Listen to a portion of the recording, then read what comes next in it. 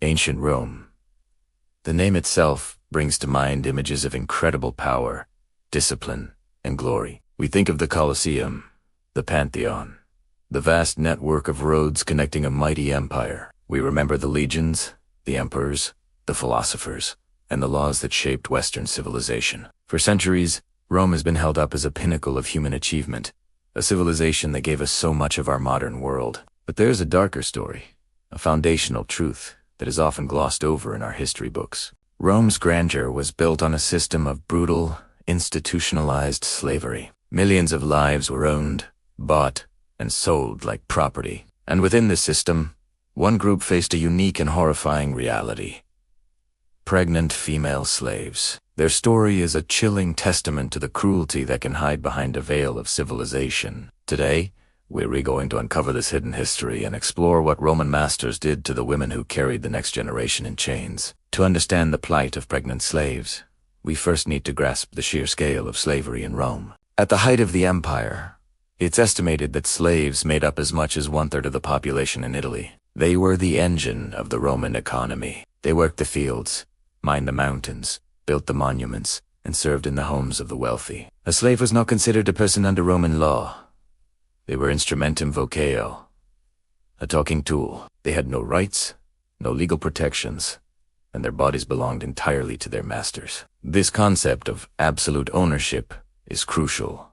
A master could do whatever they wanted to their slave without legal consequence. This power dynamic created an environment where unimaginable abuse was not just possible, but common. For female slaves, this lack of bodily autonomy was a constant threat. They were vulnerable to all forms of exploitation, and their reproductive capabilities were seen as just another asset for their master to control. Now, when a female slave became pregnant, you might think a master would see this as a positive thing. After all, a child born to a slave mother was, by Roman law, also a slave. This principle, known as partus sequitur ventrim, meant the offspring follows the womb. It was a way for slave owners to increase their wealth without having to buy new slaves. These homeborn slaves, called verni, were often considered more loyal and were highly valued. So, from a purely economic perspective, a pregnant slave was a good investment. But Roman society wasn't always driven by cold, hard logic. It was also driven by power, cruelty, and a deep-seated belief in the master's absolute authority. The fate of a pregnant slave depended entirely on the whims of her master. If the master was economically minded and wanted to grow his stock of slaves, he might offer the mother slightly better treatment. Some sources suggest that pregnant slaves might receive extra rations or be given lighter duties to ensure a healthy birth. Some masters even offered a form of freedom, called money, to slave women who successfully bore a certain number of children, often 3 or 4. This wasn't an act of kindness. It was a calculated incentive to encourage reproduction and replenish the slave population. It was a business transaction, trading children for a chance at a limited form of freedom. But even this better outcome was still rooted in the complete commodification of human life. However, for every master who saw a pregnant slave as an asset, there were many others who saw her as a liability or an object for their cruelty. Pregnancy could be inconvenient. A pregnant slave couldn't work as hard in the fields or in the household. Her condition could be seen as a drain on resources. If a master was not interested in raising slave children, or simply didn't want to be bothered, he had several horrifying options. The most direct was forced abortion. Masters could compel their female slaves to undergo dangerous and often deadly procedures to terminate the pregnancy. These were not performed by skilled physicians but by crude Bacali practitioners, or even by the master himself. The slave had no say in the matter. Her body and the life inside it were not her own. The risk of infection, permanent injury, or death was incredibly high. But to the master, she was replaceable property. The identity of the father also played a huge role. Often, the father was the master himself. The sexual exploitation of female slaves was rampant and accepted as a master's right. If a master impregnated his own slave, his reaction could vary wildly. Some might acknowledge the child, though it would still be born a slave. Others, especially if they were married, might want to hide the evidence of their infidelity. In these cases, a forced abortion or selling the pregnant slave away was a common solution to avoid domestic conflict. If the father was another slave, the master's reaction could be even more severe. Some masters forbade their slaves from forming relationships, seeing it as a challenge to their total control. A pregnancy resulting from such a union could be seen as an act of defiance, and the punishment could be brutal for both the mother and the father. They could be beaten, sold separately to different ends of the empire, or worse. Even if the child was allowed to be born, the ordeal was far from over. Childbirth itself was a perilous event in the ancient world for any woman, but for a slave, it was even more so. She would likely give birth in the same squalid conditions she lived in, with little to no medical assistance. If the mother survived, she would be expected to return to work almost immediately. She would have to juggle her grueling duties with the needs of a newborn baby. There was no maternity leave, no time to recover. She might have to strap her baby to her back while she worked in the fields under the hot sun, or leave the infant unattended for long hours while she served in the master's house. The bond between a slave mother and her child was constantly under threat. This brings us to the most heartbreaking reality of all: the separation of families. A slave mother had no legal right to her own children. At any moment, for any reason, her master could sell her child away. A toddler could be sold to one buyer, a 10-year-old to another. Husbands, wives, parents, and children were torn apart at the auction block, never to see each other again. Imagine the psychological torment of raising a child, loving them, caring for them, knowing that every day could be the last day you ever see them. This was the lived reality for millions of slave mothers in the Roman Empire. The poet Martial wrote about a master who complained that a slave mother was too distracted by her crying baby, implying that her maternal instincts were an inconvenience to her owner. This casual cruelty highlights how little regard was given to the most basic human emotions. The stories that have survived are fragmented, often told from the perspective of the slave owners, not the slaves themselves. But through legal texts, personal letters, and tombstone inscriptions, we can piece together this grim picture. We hear of masters like Vettius Pollio, who was infamous for feeding his slaves to lampreys as punishment. It is not hard to imagine how such a man would treat a pregnant slave who displeased him. We see laws that, while seemingly offering minor protections, ultimately reinforced the master's ownership. For example, a law might state that a pregnant slave couldn't be executed until after she gave birth. But the sole purpose of this law was to preserve the property, the baby, for the master or the state. It had nothing to do with compassion for the mother. The story of the pregnant slave in ancient Rome is a story of profound vulnerability and resilience. It's a reminder that behind the grand narratives of history, there are individual human lives, filled with love, fear, and suffering.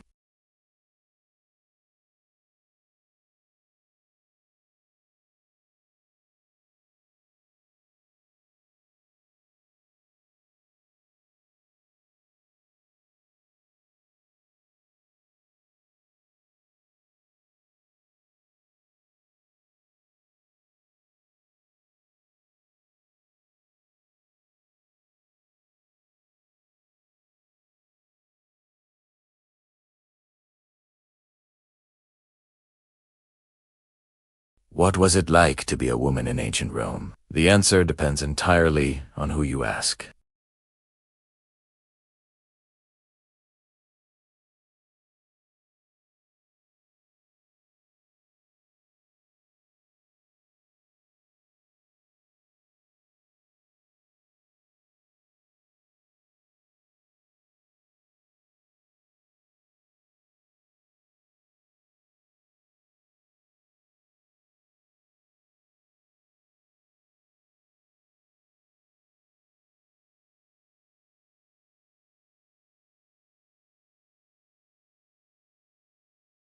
Their bodies, their labor, their time, and tragically, even their children, belonged completely to their owner.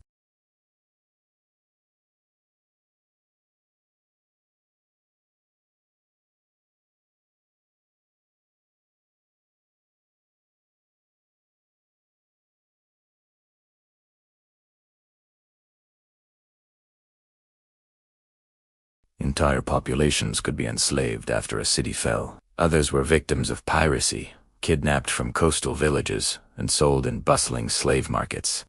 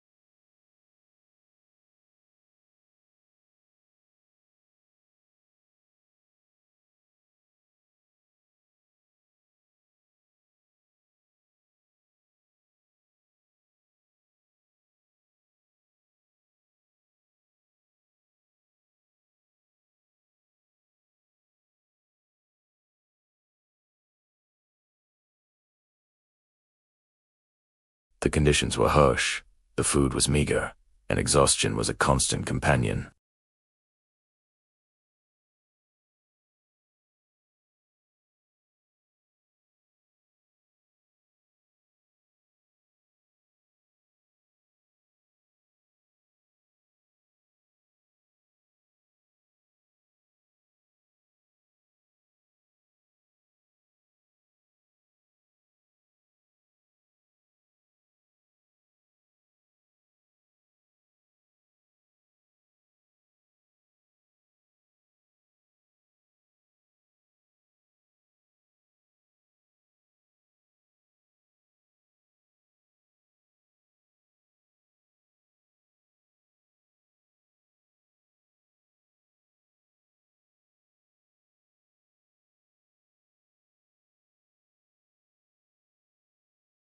She could be forced to watch her children grow up as slaves in the same household, or worse, be sold away from them, never to see them again. Imagine the agony of that separation, a wound that could never heal. The relationship between a female slave and the domina, the lady of the house, was often complex and fraught with tension. While some mistresses might have shown kindness, many viewed their slaves with suspicion and jealousy. A slave who was perceived as too beautiful, or who caught the master's eye, could become the target of the dominious rage. Roman literature is filled with accounts of mistresses inflicting cruel punishments on their female attendants, out of pure spite, but were their lives nothing but misery. It's important to remember that these were human beings, and humans find ways to build connections and find moments of joy even in the bleakest of circumstances. Slaves formed friendships, families, and communities within the household or on the estate. They shared stories, songs, and religious beliefs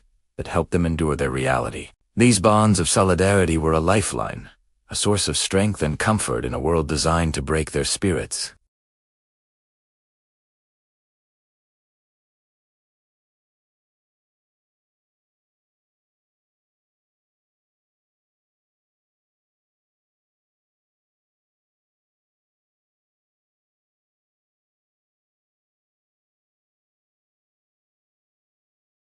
For a female slave, one common path to freedom was through a relationship with her master. If he developed genuine affection for her, he might free her and even marry her, though this was often looked down upon by Roman society.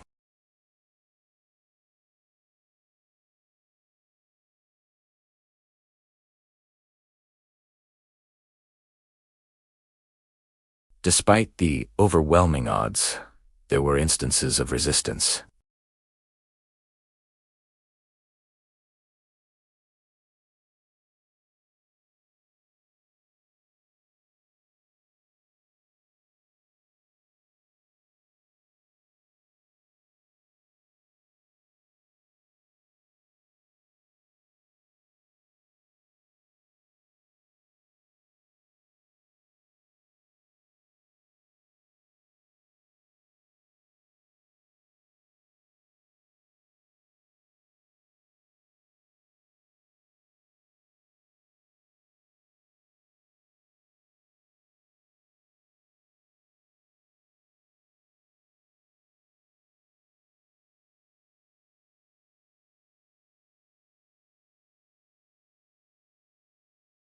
While history has often forgotten their names, their silent story is woven into the very fabric of the Roman Empire.